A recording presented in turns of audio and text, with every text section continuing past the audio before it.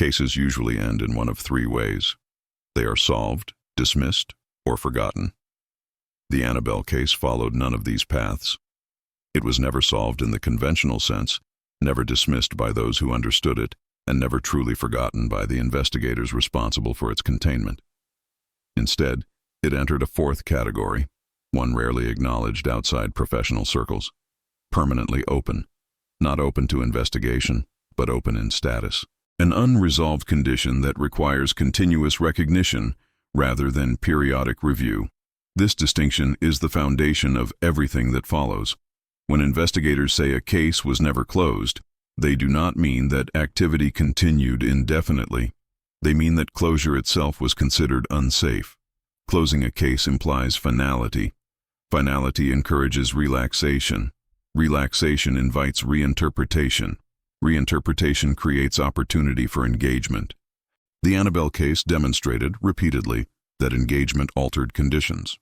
Once this was understood, closure became a liability. The safest position was to leave the case formally unresolved, with procedures remaining active regardless of visible activity. From the outside, this decision can appear excessive. Years pass without incident. Containment holds. No dramatic escalation occurs. To an observer unfamiliar with the case's internal logic, closure seems reasonable. Investigators rejected this reasoning. They understood that absence of incident was not evidence of resolution. It was evidence of successful limitation. The system functioned precisely because it was not being challenged. Ending oversight would have been the first challenge. One of the most important reasons the case remained open lies in its adaptive history. Throughout its early phases, the phenomenon associated with Annabelle responded consistently to changes in human behavior. Increased attention produced increased effect. Reduced engagement produced stabilization. This responsiveness established a precedent. Any significant procedural change, including closure, would represent a shift in conditions. Shifts had always been followed by response. Investigators saw no justification for testing whether this pattern would suddenly fail. Another factor was the lack of a definitive diagnostic endpoint. In many cases, closure follows confirmation. The threat is removed, neutralized, or explained conclusively. Annabelle offered none of these outcomes. Removal reduced escalation, but did not erase influence. Explanation clarified risk, but did not eliminate it. Neutralization was never demonstrated. Without a clear endpoint, closure would have been symbolic rather than functional. Symbolic actions carry psychological consequences. Declaring a case closed alters perception. Altered perception changes behavior. Behavior changes conditions. The concept of an open case also served a protective administrative function. It ensured continuity. Open cases remain documented, reviewed, and transferred deliberately. Closed cases are archived. Archiving implies dormancy. Dormancy invites neglect. Investigators recognized that neglect, not activity, posed the greatest long-term risk. Keeping the case open ensured that each new generation encountered it as an active responsibility rather than a historical curiosity. This administrative choice shaped how the case was treated internally. Annabelle was not scheduled for reinvestigation cycles. She was scheduled for maintenance checks. The language used in documentation reflected this shift. Reports focused on stability metrics rather than event logs. The absence of incidents was recorded as outcome, not conclusion. This subtle change in framing reinforced the idea that success was measured by consistency, not discovery. Investigators also understood that closure would have altered how authority was exercised. As long as a case remains open, caution carries institutional backing. Protocols are enforced as ongoing necessity. Once closed, those same protocols become optional, subject to reinterpretation. Optional rules erode quickly. The Annabelle case required non-negotiable boundaries. Leaving it open preserved that non-negotiability. The decision not to close the case was further reinforced by external factors. Public interest fluctuated, but never disappeared. Films, books, and discussions periodically renewed attention. Each wave of attention risked misinterpretation. Investigators recognized that future incidents were more likely to arise from misunderstanding than from spontaneous escalation. An open case allowed for immediate corrective framing when misinformation surfaced internally. It preserved the authority to intervene preemptively. Another critical reason for keeping the case open was uncertainty about thresholds. Investigators could not define how much deviation would trigger renewed escalation. Was it physical access, prolonged discussion, symbolic dismissal? The system had demonstrated sensitivity, but not precise limits. In the absence of clear thresholds, conservative assumptions prevailed. Open status justified those assumptions institutionally. It allowed investigators to act on caution rather than proof. Over time, the open status of the Annabelle case became less about the object and more about the lesson it represented. It stood as an internal reminder that some phenomena do not progress toward resolution. They persist as long as conditions permit. Closing such a case would signal misunderstanding of its nature. The refusal to close was, in effect, an acknowledgement of limits of knowledge, control, and prediction. This refusal also protected investigators from pressure to provide answers they did not have. Closed cases invite conclusions. Open cases allow uncertainty. Annabelle demanded uncertainty. Investigators feared certainty more than ignorance. Certainty invites confidence. Confidence invites risk. The case had taught them that restraint was safer than resolution. The phrase "never closed" should not be read as failure. It should be read as strategy. The case remained open because closing it would have changed how people behaved around it. Behavior had always been the most critical variable. By leaving the case open, investigators preserved the behavioral environment that kept influence within limits. This decision was not dramatic, but it was deliberate. Understanding why the Annabelle case was never closed requires abandoning the expectation of narrative completion. This is not a story with an ending. It is a condition with parameters. As long as those parameters are respected, stability persists. Changing the status would have signaled permission to test boundaries. The case history offered no reason to believe that such testing would end well. This first part establishes the central truth of the case's status. Annabelle remains open not because something is happening, but because something could happen if vigilance fades. The open case is not a warning of imminent danger. It is a reminder of learned behavior, a safeguard against forgetting. And in a case defined by endurance rather than escalation, forgetting has always been the most dangerous outcome of all. Leaving the Annabelle case open required more than a label. It required a permanent shift in mindset. Investigators had to abandon the instinct to finish what they started and accept a role closer to stewardship than problem-solving. This distinction shaped every operational decision that followed. A closed case belongs to the past. An open case belongs to the present. By keeping Annabelle in the present tense, investigators ensured that responsibility could not be deferred to memory alone. Responsibility had to be practiced.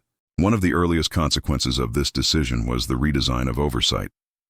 Instead of periodic reviews triggered by incidents, the case adopted routine verification. Nothing needed to happen for procedures to be checked. Checks existed to prevent things from happening. This inverted logic is difficult to justify without experience. Outsiders often expect monitoring to follow activity. In this case, monitoring replaced activity.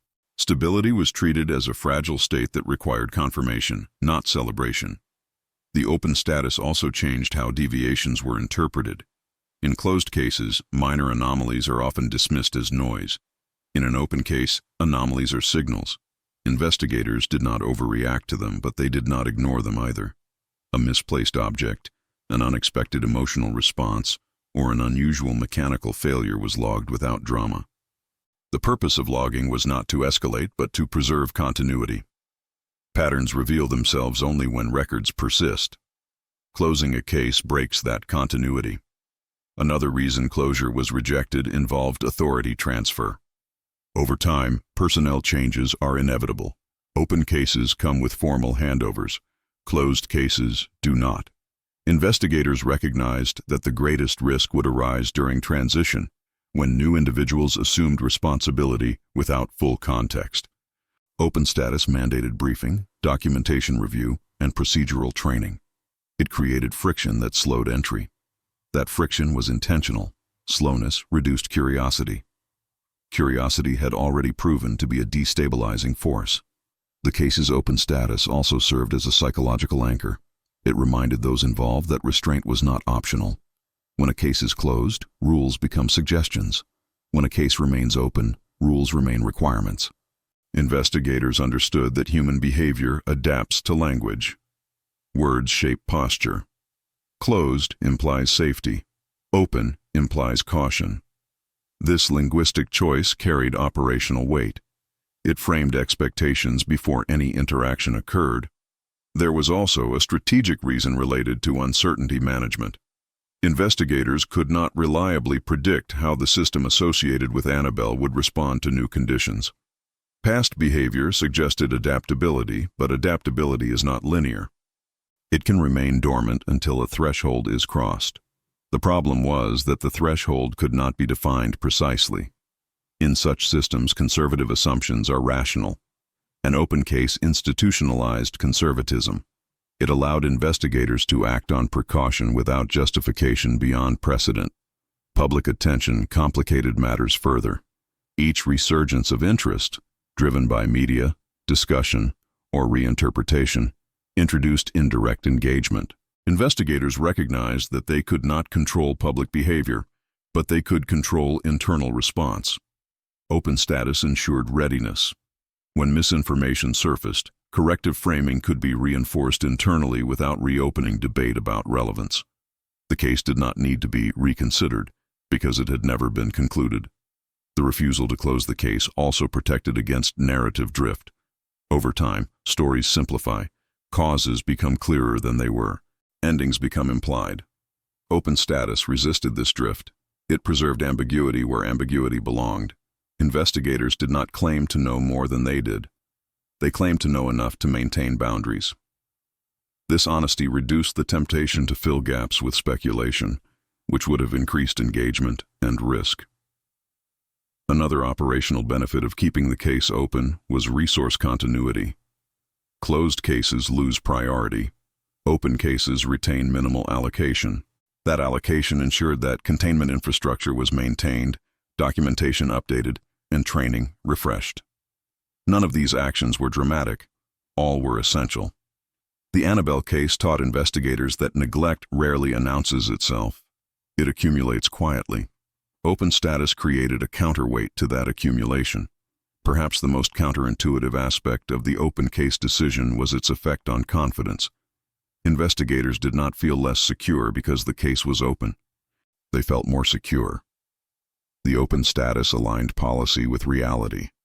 There was no pretense of resolution, no false sense of mastery. This alignment reduced risky behavior born of overconfidence. Confidence without proof had already been identified as a hazard. Openness preserved humility. The phrase "never closed" therefore reflects a mature risk posture. It acknowledges limits without surrender. It accepts uncertainty without inviting chaos. Investigators were not paralyzed by indecision. They were guided by pattern recognition. Patterns had shown that stability depended on behavior, and behavior depended on framing. Open status framed the case correctly, as a condition requiring maintenance, not a problem awaiting solution. This approach also reshaped how success was measured. Success was not an event, it was duration. Each year without escalation was evidence that procedures were functioning. Investigators resisted the temptation to declare victory. Victory would have implied an endpoint. Endpoints invite experimentation. Experimentation had already proven costly. The absence of an endpoint preserved discipline. The open case posture also served as a template for handling similar situations. Investigators began to recognize other cases with comparable profiles: subtle influence, adaptive response, delayed consequence. In those cases, closure was also avoided. Annabelle became the reference point for this category of risk, not because she was the most extreme example, but because she was the most instructive. Her case demonstrated what happens when resolution is treated as optional rather than necessary. Understanding why the Annabelle case was never closed requires letting go of narrative expectations. This is not a story that ends. It is a system that persists under certain conditions. Those conditions can be managed, but only if they are respected consistently. Closing the case would have changed those conditions. The investigators' refusal to do so was not caution for its own sake. It was a recognition that behavior, not belief, not objects, not labels, was the decisive variable. This second part clarifies that the open status was not symbolic. It was operational. It shaped authority, behavior, training, and memory. It ensured continuity in a situation where continuity was the only safeguard. The case remained open because closing it would have been the first step toward forgetting. And forgetting, in this case, had already been identified as the most reliable path back to instability. As the Annabelle case remained open year after year, investigators began to observe a secondary effect that was not initially anticipated. The open status itself altered behavior in subtle but measurable ways. Individuals approaching the case did so with a different posture. They asked fewer speculative questions. They accepted boundaries more readily. The absence of closure communicated something words could not. This situation was not finished, and therefore not safe to reinterpret casually. This psychological framing proved as important as any physical containment. The case taught that perception shapes behavior long before procedures are consulted. One of the most revealing observations during this phase involved how newcomers interacted with the documentation. When presented as an open case, records were read cautiously, with attention to sequence and limitation. When the same records were hypothetically framed as historical, readers were more likely to reinterpret events, search for alternative explanations, or question whether restrictions were still necessary. Investigators recognized this difference as critical. The open status preserved the authority of past experience. It prevented the documentation from becoming an intellectual exercise divorced from consequence. This distinction also influenced how responsibility was assumed. In closed cases, responsibility is retrospective. It belongs to those who handled the situation at the time. In open cases, responsibility is current. It belongs to whoever is present now.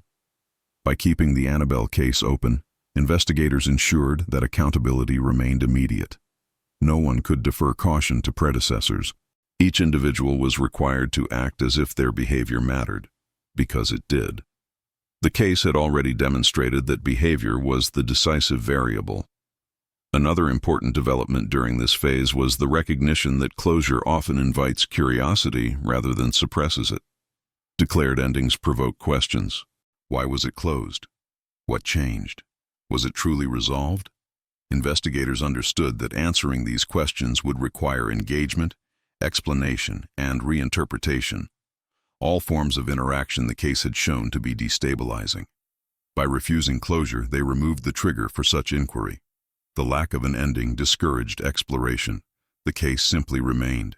The open status also influenced how authority was challenged. In closed cases, authority can be questioned because outcomes are presumed final. In open cases, authority is reinforced by uncertainty. Investigators did not claim to have solved Annabelle. They claimed only to have learned how to prevent escalation. This modest claim was difficult to argue against. It did not invite debate. It invited compliance. Compliance preserved stability. Over time, the case became an internal benchmark for recognizing systems that resist resolution. Investigators encountered other reports that exhibited similar characteristics: delayed response, sensitivity to attention, and persistence without escalation.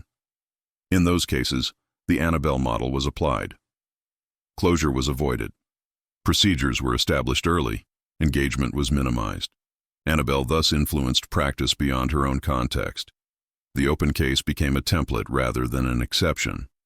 One of the most unsettling realizations during this phase was how easily the rationale for openness could be forgotten if not actively reinforced. Documentation alone was insufficient. Investigators noted that rules followed without understanding decayed under pressure.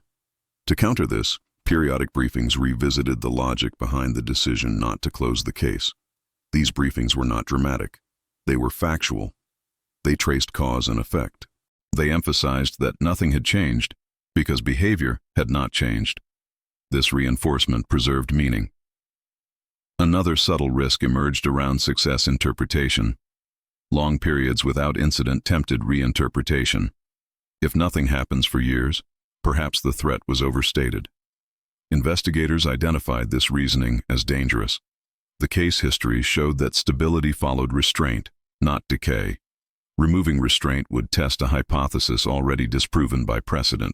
The open status served as a guardrail against such reasoning. It reminded everyone that absence of evidence was not evidence of absence. The administrative implications of keeping the case open also became clearer over time. Open cases require resources.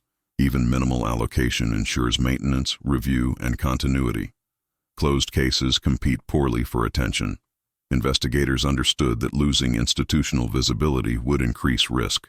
The open status guaranteed that Annabelle would never be reduced to a footnote. She would remain visible enough to be respected, but not visible enough to invite fixation. This balance between visibility and obscurity was deliberate. The case was not hidden, but it was not highlighted. It existed in a controlled informational space. Investigators recognized that both extremes, public spectacle and complete secrecy, introduced risk. Spectacle invited engagement. Secrecy invited myth. The open case allowed for acknowledgement without amplification. It preserved seriousness without dramatization. As time passed, the meaning of never closed evolved further. It came to represent a philosophy rather than a status. Some problems do not end because ending them would require assumptions that cannot be justified. In such cases, management is not a temporary phase. It is the outcome. The Annabelle case embodied this philosophy. Investigators stopped asking when it would end and focused instead on how to maintain conditions indefinitely. This shift required humility. It required acceptance that not all questions have answers that can be acted upon safely. Investigators feared that closure would signal mastery where none existed. Mastery would encourage experimentation. Experimentation had already proven to be the fastest way to destabilize conditions. By remaining open, the case communicated limits without dramatization. The open status also protected against reinterpretation driven by cultural change. As societal attitudes toward the paranormal fluctuated, the case's status remained constant. Trends did not affect procedure. Skepticism did not loosen boundaries. Belief did not tighten them. The case existed independently of opinion. This insulation from cultural drift preserved stability across decades. Perhaps the most important outcome of keeping the case open was psychological alignment. Everyone involved understood the same premise: nothing about this situation should be tested. That shared understanding reduced individual variation in behavior. Consistency replaced debate. Debate invites engagement. Engagement invites change. The case thrived on minimizing all three. By this stage, the Annabelle case had become less about the object and more about discipline. Discipline in language, discipline in behavior, discipline in administration. Investigators still referenced Annabelle, but the name functioned as shorthand for a system of rules rather than a focal point of fear. Fear had matured into respect for structure. This third part demonstrates that the decision not to close the case was not static. It evolved into a comprehensive strategy that shaped perception, authority, and behavior. The open status preserved continuity in a situation where continuity was the only safeguard. Closing the case would not have solved a problem. It would have created one. The final part will examine what investigators believe would happen if the case were ever closed, and why that possibility remains more concerning than any documented incident that has occurred so far. The question investigators avoid answering directly is also the one that defines why the Annabelle case remains open. What would happen if it were ever closed? This question is not hypothetical in the abstract sense. It has been examined repeatedly through modeling, precedent, and comparison with similar cases. Each time the conclusion has been the same. Closure would not remove risk, it would reorganize it. And reorganization, in systems that respond to attention and behavior, is often more dangerous than persistence. Closing the case would initiate a cascade of behavioral changes. The first would be psychological. Closure signals safety. Safety alters posture. Posture alters behavior. Investigators understand this sequence well. When a case is declared closed, vigilance becomes optional. Procedures become historical rather than operational. New individuals approaching the case would interpret restrictions as legacy precautions rather than active safeguards. This reinterpretation would not be malicious. It would be natural, and it would be enough to change conditions. Once behavior changes, engagement follows. Engagement does not require belief. It requires curiosity, dismissal, or casual interaction. The Annabelle case has demonstrated repeatedly that any form of engagement, skeptical, investigative, or dismissive, functions as input. Input alters the system. Investigators have no evidence to suggest that the system would respond differently simply because time has passed. In fact, precedent suggests the opposite. Time has always favored persistence, not decay. Another concern associated with closure involves authority dilution. As long as the case remains open, boundaries are enforced institutionally. Once closed, enforcement relies on individual discretion. Discretion introduces variability. Variability introduces experimentation. Experimentation introduces unpredictability. The system associated with Annabelle has never tolerated unpredictability well. Investigators fear that closure would fragment responsibility, creating gaps in oversight that no single individual could detect or correct in time. There is also the matter of narrative. Closed cases invite retelling. Retelling simplifies. Simplification invites reinterpretation. Reinterpretation often leads to mythologization or dismissal. Both outcomes increase engagement. Investigators have seen this pattern in other cases that were prematurely closed. Once declared historical, they attracted renewed attention precisely because they were perceived as safe to explore. The Annabelle case, by contrast, has remained resistant to reinterpretation because its status has never changed. Another factor investigators consider is generational risk. Each new generation brings distance from original events. Distance reduces emotional weight. Without the anchor of open status, future caretakers might view the case as symbolic rather than functional. Symbolic cases are easier to question. Questioning invites testing. Testing has always preceded instability. Keeping the case open anchors it in the present, regardless of how much time has passed. Investigators also fear closure because it would remove the final institutional barrier against curiosity-driven access. As long as the case is open, access is restricted by default. Closure would require redefining access policies. Redefinition creates opportunity for misjudgment. Misjudgment has historically been the most reliable catalyst for escalation. The case does not require dramatic error to destabilize. Small miscalculations have always been sufficient. Perhaps the most compelling reason investigators fear closure is that there is no evidence that closure would produce any benefit. The system is stable. Procedures function. No pressing problem demands resolution. Closure would solve nothing while introducing new variables. In risk management, introducing variables without necessity is unjustifiable. Investigators are trained to avoid unnecessary change, especially in systems with unknown thresholds. Annabelle's thresholds remain undefined. There is also a philosophical dimension to this fear. Closing the case would imply that understanding has reached a terminal point. That implication would be false. Investigators understand more than they once did, but they do not understand enough to claim mastery. Claiming mastery invites overconfidence. Overconfidence invites action. Action alters conditions. The case has already demonstrated that alteration is risky. Remaining open preserves humility. The Annabelle case also serves as a cautionary benchmark within investigative culture. It reminds professionals that not all problems are meant to be solved. Some are meant to be contained. Closing such a case would undermine that lesson. It would reinforce the expectation that every situation must end neatly. The reality exposed by Annabelle contradicts that expectation. Persistence without resolution is sometimes the safest outcome available. If the case were ever closed, investigators believe the first visible change would not be activity, but attitude. Attitude would shift quietly. Conversations would become casual. Warnings would lose urgency.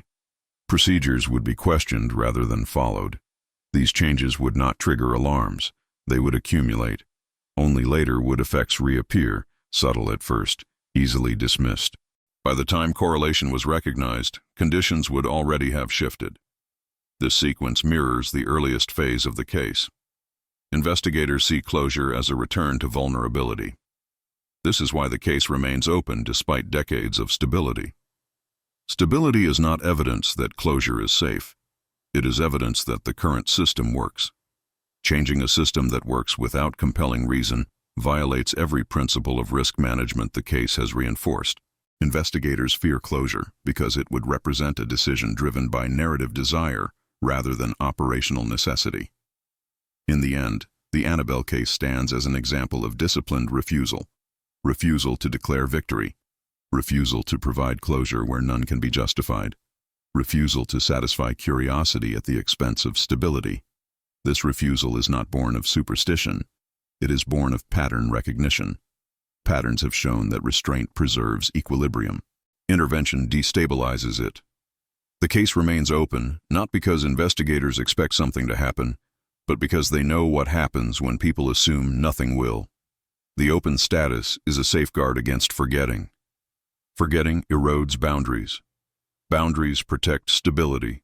Stability is the only outcome that has ever been achieved safely in this case. This is the final lesson of the Annabelle case. It was never closed because closing it would change how people behave around it. And behavior has always been the most dangerous variable of all.